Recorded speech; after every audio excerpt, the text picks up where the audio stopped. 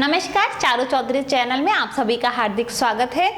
दोस्तों, वीडियो में हम पहले ही कोडिंग एंड डिकोडिंग रीजनिंग का जो पार्ट है वो पढ़ रहे हैं। उसमें भी हम लेटर कोडिंग के दो टाइप्स जो हैं वो देख चुके हैं। कौन कौन से हैं? पहला है एनालॉगी, दूसरा है स्प्लिट बाय हाफ। तो दोस्तों, आपको पता है एनालॉगी में क्या होता है। एनालॉगी में अगर ऐसा कह रखा है एम का मतलब O है, इसका नाम मतलब P है, तो और C का मतलब Z है। तो मान लीजिए CN का मतलब क्या होगा, तो यहाँ पे C का मतलब Z और N का मतलब P। एकदम इजी सा एग्जांपल देके समझा रही हूँ, ठीक है ना। और दूसरा जो टाइप है, दूसरा टाइप हम पढ़ चुके हैं जो कि है स्प्लिट बाय हाफ। उसमें आपको क्या करना है, A से लेके Z तक, A से लेके आप M तक लिखेंगे, फिर M के नीचे से N से लेके Z तक लिखेंगे और वो दो दो जो ऊपर नीचे होंगे उनका पेयर बना लेंगे। जैसे कि A का पेयर होगा Z, एक लास्ट से शुरू करेंगे, एक फर्स्ट से शुरू करेंगे, ठीक है। B का क्या होगा Y। इस तरीके से पेयर होता है और इस तरीके से आपको कोड करना पड़ता है। डिटेल में वीडियो में ऑलरेडी दे चुकी हूँ आपको, इसीलिए आपको वो वीडियोस एक बार वॉच करनी पड़ेंगी।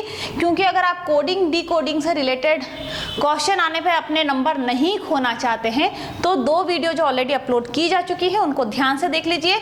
4 टाइप्स होती हैं लेटर कोडिंग की, 2 टाइप से रिलेटेड वीडियोस अपलोड की जा चुकी हैं। तीसरी वीडियो जो है वो मैं आपको यहाँ पे एक्सप्लेन कर रही हूँ। चौथी वीडियो जो है वो भी बहुत जल्दी अपलोड कर दी जाएगी।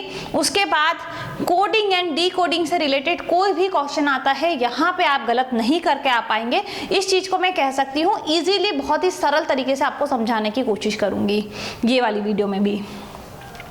देखिए, तीसरी टाइप कौन सी है? Grammar coding. यहाँ पे मैंने लिख रखा है ग्रामर कोडिंग। अभी ग्रामर में क्या होता है, अगर हम बात करते हैं तो वोवेल्स होते हैं और कॉन्सोनेंट्स होते हैं। वोवेल्स कौन से होते हैं? A, E, I, O, U, ठीक है। और बाकी सब क्या हो गए? B, C, D वगैरह वगैरह जो होते हैं, इनको छोड़ के जो भी है वो सब कॉन्सोनेंट्स हो गए।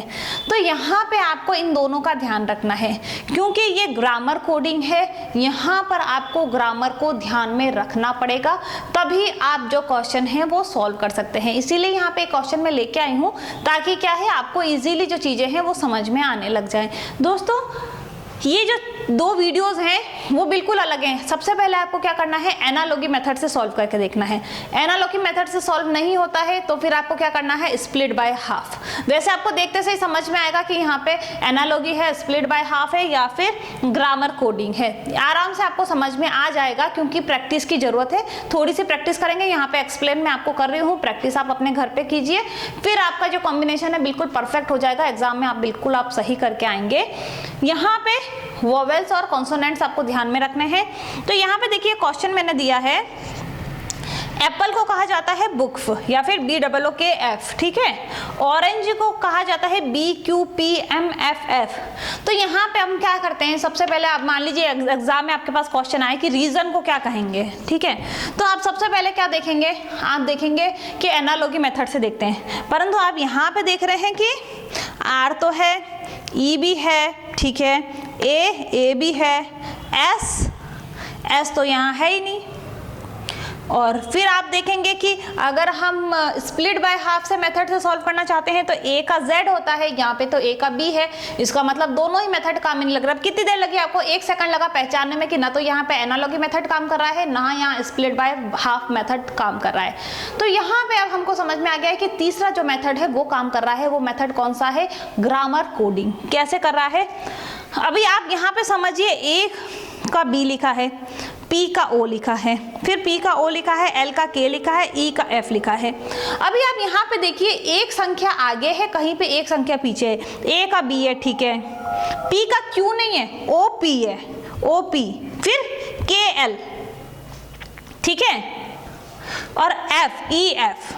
तो यहाँ पे आपको समझ में आ गया है कि क्या हो रहा है, एक संख्या आगे हो रही है, कहीं पे एक संख्या पीछे हो रही है। इसी तरीके से आप देखिए यहाँ पे OP, QR, फिर AB, फिर MN, फिर GF, EF। तो यहाँ पे अब हमको समझ में आया है कि जहाँ पे भी वोवेल्स हैं, है ना, जहां पे वॉवेल्स है वहां पर क्या हो रहा है, एक संख्या आगे चल रही है, क्योंकि ए है, ए का बी हो रहा है। और जहां पे वॉवेल्स नहीं है, कॉन्सोनेंट्स है, वहां पर एक संख्या पीछे चल रही है। अभी आप हर में देख लीजिए, एप्पल में देखेंगे चाहे ऑरेंज में देखेंगे, दोनों में क्या है, या तो एक संख्या, वॉवेल्स में क्या हो रहा है, एक संख्या जो है एक लेटर आगे चल रहा है, ए का बी हुआ है, ठीक है। और अगर हम कॉन्सोनेंट्स की बात करते हैं तो एक लेटर पीछे गए हैं। तो यहाँ पे अब हमको ईजी हो जाता है, रीजन का हमको पता करना है। तो कितना ईजी हो गया, आर जो है वो वॉवेल नहीं है, तो हमको क्या लिखना है यहाँ पे, क्योंकि ई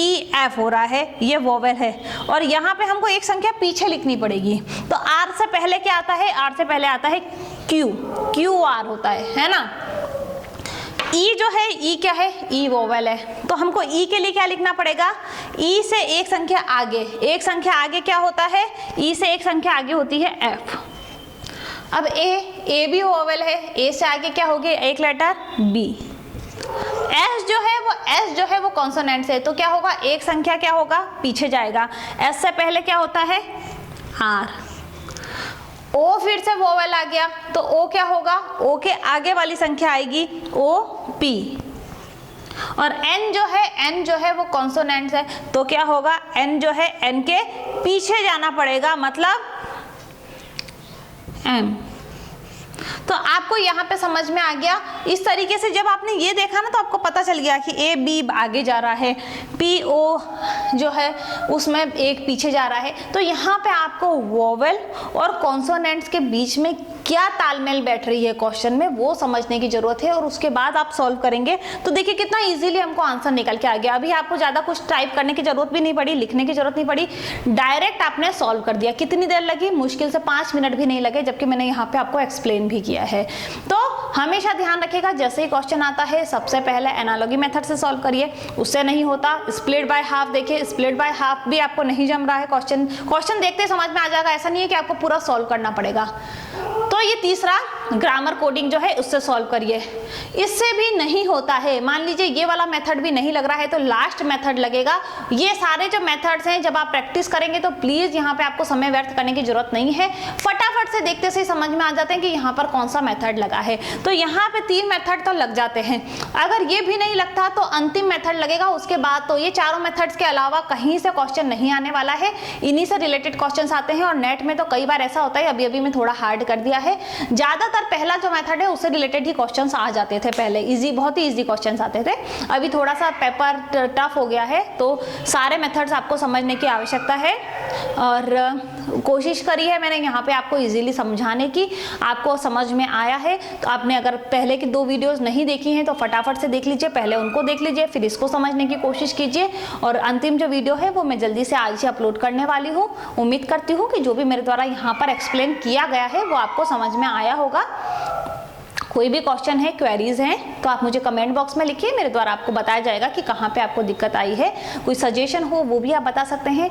आपने अगर अभी तक चैनल को सब्सक्राइब नहीं किया है तो फटाफट से कर दीजिए, और वीडियो को वॉच करने के लिए बहुत बहुत धन्यवाद।